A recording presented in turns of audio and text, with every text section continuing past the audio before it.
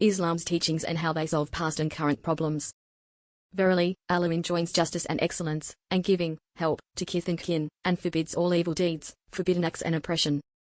He admonishes you, that you may take heed. Surah An-Nahl, 90. Islamic teachings were a cause for progress, advancement and civilization. Introduction. All praise is for Allah, Lord of the worlds, originator of the heavens and the earth, former of darkness and light.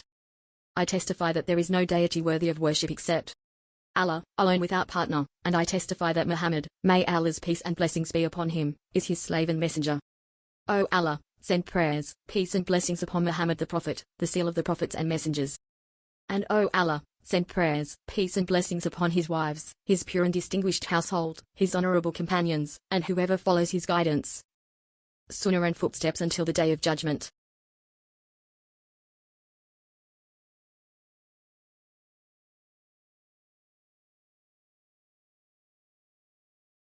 Indeed, Allah, blessed and exalted, sent the seal of his prophets and messengers Muhammad, may Allah's peace and blessings be upon him, with Islam as a religion that comprises pure beliefs, guiding rituals, upright legislations, lofty teachings, rational directives, that invites to honorable manners and wise relations, commands every good and forbids every evil, and invites to knowledge, learning and human advancement in every aspect of life. The early Muslims worked earnestly in executing Islam's teachings, seeking to please Allah, glorified and exalted, and it was a cause for their progress, advancement and civilization, as well as the spread of Islam's message, nearly 1,400 years ago, to all the corners of the earth, Asia, Africa, Europe, and subsequent entering of Islam by people in drives, in the course of only a few years. And indeed the Muslim scholars at that time, and even up until our modern era, had lofty achievements and luminous inventions and discoveries in different scientific fields, all acknowledged by specialists in those sciences. What wished to shed light upon in this concise treatise, which is revealed in its title Islam's Teachings and How They Solve Past and Current Problems, is what these two questions clarify in the following manner. 1. How did the principles that are in agreement with Islam's lofty teachings and directives lead to the advancement, and certainly the progress and civilization, of the many nations that were working to achieve advancement? This will be answered by mentioning examples of those teachings and directives. 2. What comes after advancement and progression? Or, to be more precise, what is lacking in those nations that work to achieve advancement, and what are they in need of in order to be crowned with this advancement and by which they could resolve their current problems?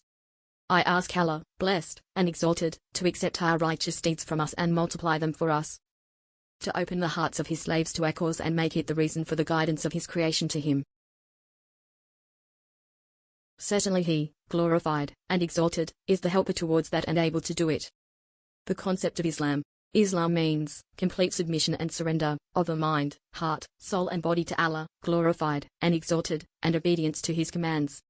Let us ask, should not a created slave, who was created from nothing and then fashioned in the best shape and form by Allah, blessed and exalted, recognize his creator and admit his favors and blessings, and be submissive, surrendering and obedient to him?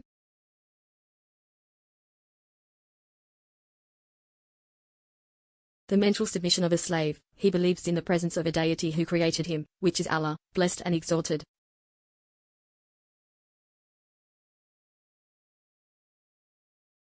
He also believes in his oneness, his magnificent abilities and in the oneness of his divinity. He does not ascribe partners to him, nor does he believe anything about his creator except that which befits his majesty. He believes about him only that which is majestic and lofty, without the slightest disparagement, flaw or defect. Mankind will find himself naturally inclined to endeavor, with his heart and mind towards all that which is superior, exalted and lofty regarding his creator, in terms of perfect, magnificent and lofty traits, without the slightest shortcoming or defect.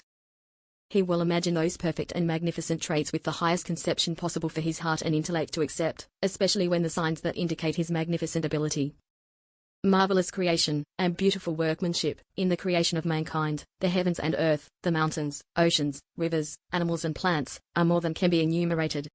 And this is what is accepted and agreeable with an uncorrupted nature, purified soul and sound intellect. An example of that, suppose there is a person of rank and authority, who is commended for his handsome form and beautiful traits. Our intellect and imagination would lead us to conceive this person in the most esteemed status possible. Likewise, suppose there is a structure characterized by its loftiness, beauty and beautiful foundation. Our intellect and imagination would lead us to conceive this structure in the best regard possibly imagined. Therefore, if what we alluded to regarding the best conception pertains to a slave that is created or object that is brought into existence, what then do we think of God the Creator, the Originator? The spiritual submission of a slave, by loving, exalting, revering and appreciating his Creator, glorified, and exalted. The physical submission of a slave, by obeying the commands of his Creator and avoiding his prohibitions. This slave's submission is done out of love for his Creator, lofty, and exalted, yearning for his pleasure and hoping to attain his paradise and the magnificent, everlasting pleasures therein. He is also fearful of his wrath, and hopeful of salvation from his hellfire and the painful and severe punishment therein. Hence, the worldly, temporal life that consists of good times, that which brings happiness to a person, and bad times, that which brings loss to a person, is merely the testing ground for another everlasting life, for a life in paradise and the eternal delights therein, or a life in hellfire and the painful punishment therein.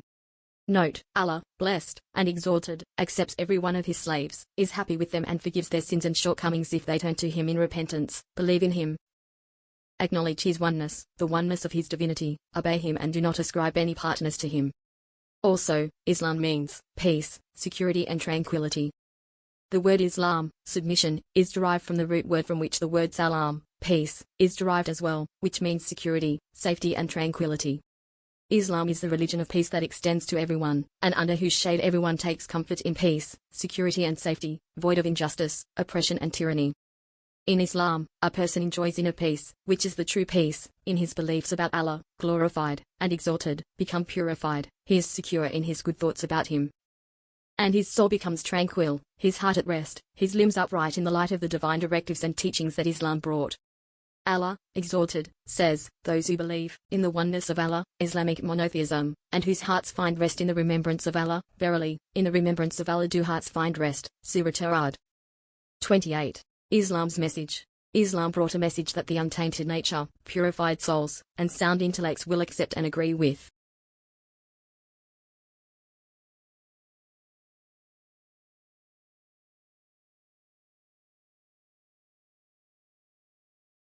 In essence, its message invites to pure set of beliefs void of even the slightest flaw or blemish that might confuse the mind and be impossible to comprehend and accept, a pure set of beliefs that an intelligent person accepts without compulsion or coercion to believe any concept that he is unable to accept. Invites to guiding rituals through which the human being is uplifted and exalted. Invites to upright laws, wise interactions and lofty teachings, by which human life becomes rectified. Invites to knowledge, learning and everything by which humanity progresses in all the spheres of life. Invites to peace and the ways to achieve it and adopt it, fulfilling covenants and agreements, and avoiding extremism and terrorism. Invites to every kind of goodness and any and all paths that lead to righteousness, and forbids every kind of evil and any and all paths that lead to it. Invites to fairness, excellence, and maintaining the ties of kinship, and forbids oppression, injustice, monstrosities and abominations.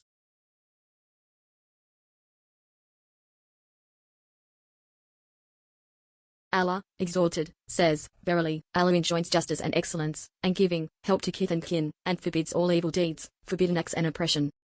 He admonishes you, that you may take heed. Surah An-Nahl, 90. Islam and the light of belief. Islam brought a pure creed that enlightens the mind and guides to a lucid knowledge of the Creator, a knowledge that is befitting to his loftiness and magnificence.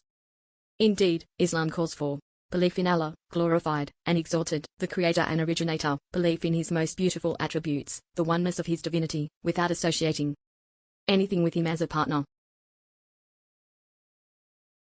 Every newborn is born upon the innate belief in its Creator who originated him, and the oneness of his divinity.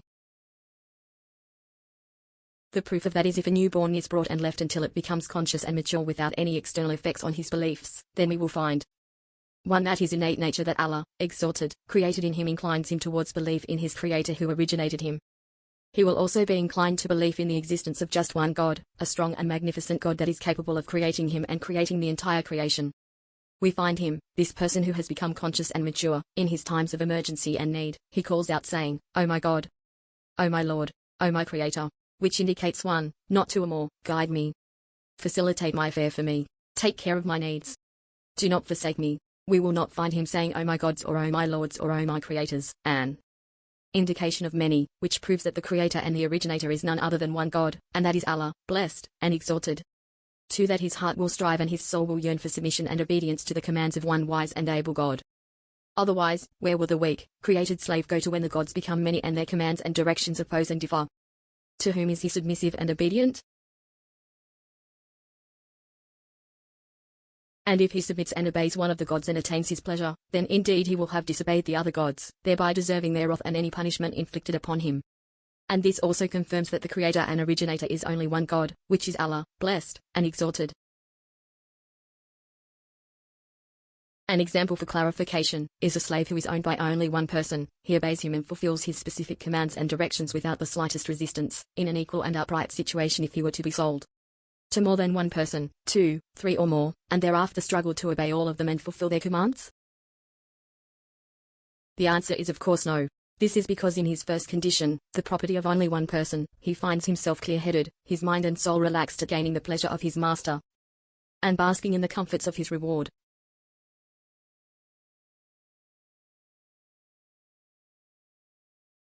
However, in his second condition, the property of more than one person, he finds himself unstable, confused and worried, losing the pleasure of his masters and tormented by their punishment.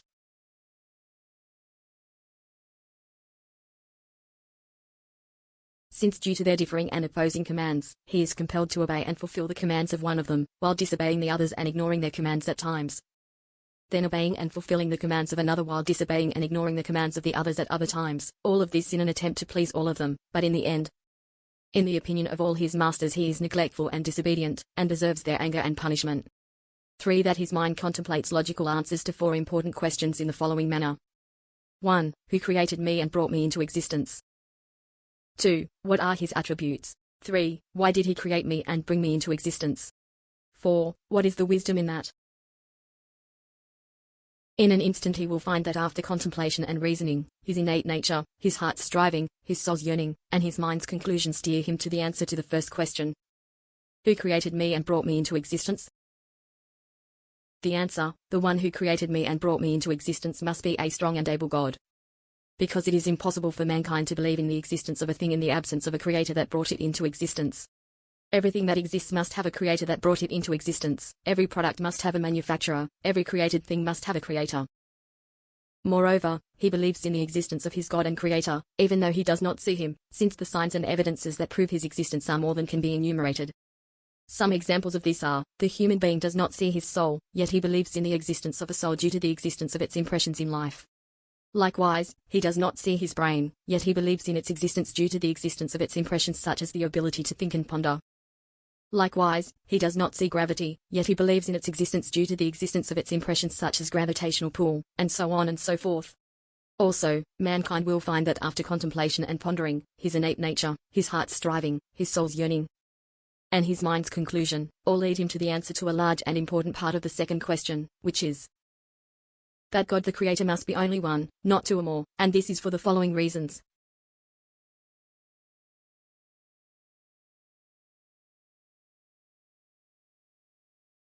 1. When mankind asks, who is my creator and originator, and who is the creator and originator of all the creation, the logical answer will be that the creator and originator of him and all of creation must be a strong, magnificent God, able to create and originate.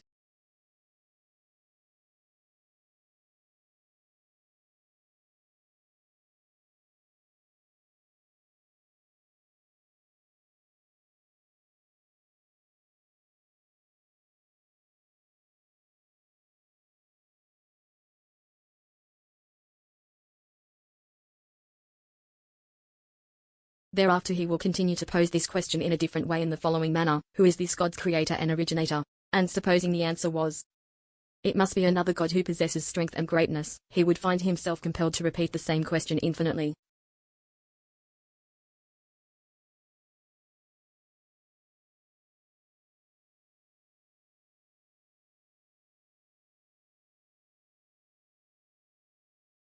Who is the other God's creator and originator? Consequently, the same answer will repeat itself, never arriving at a correct root answer, since from the start the question is wrong and illogical.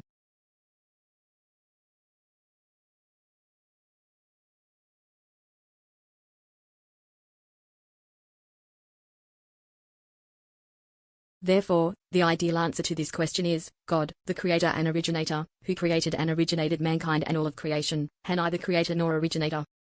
Therefore, there is but one God who possesses such magnificent strength and unrestricted abilities to create and originate something from nothing. This is the ideal and logical answer, besides which sensible and who is the other God's creator and originator. Consequently, the same answer will repeat itself, never arriving at a correct root answer, since from the start the question is wrong and illogical. 2. Supposing the existence of more than one God, and consequently the existence of an independent will in each. If one wished to do something and another wished to do something and another wished to do something else contradictory, like, one wishes to move a thing while the other wishes not to move it, what would happen in that case? The answer to this question lies in one of only three possibilities. A. That each one's will would be executed, which is a futile claim due to its impossible nature, since a thing cannot be moved and remain still at the same time. B. That each one will be incapable of executing his will, which is a futile claim as well, since it is impossible for God the Creator, originator and fully able, to be incapable of doing anything.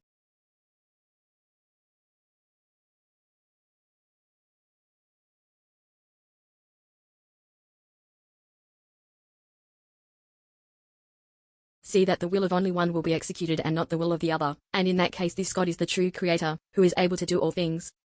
And anything besides him is absolutely not a God.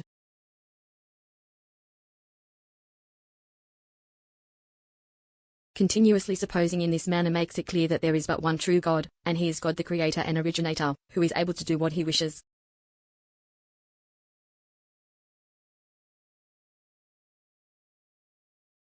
Three. That if there was more than one God, there would be instances where some would exalt themselves over the rest, and other instances where some others would exalt themselves and gain the upper hand over the rest.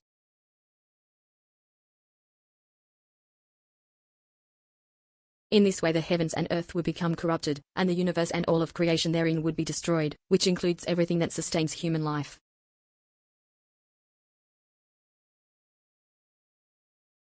And since this has not happened, then there must be only one God, who is the strong, the magnificent, the able, and the one who is in control of all things, Allah, glorified and exalted. An example of what we alluded to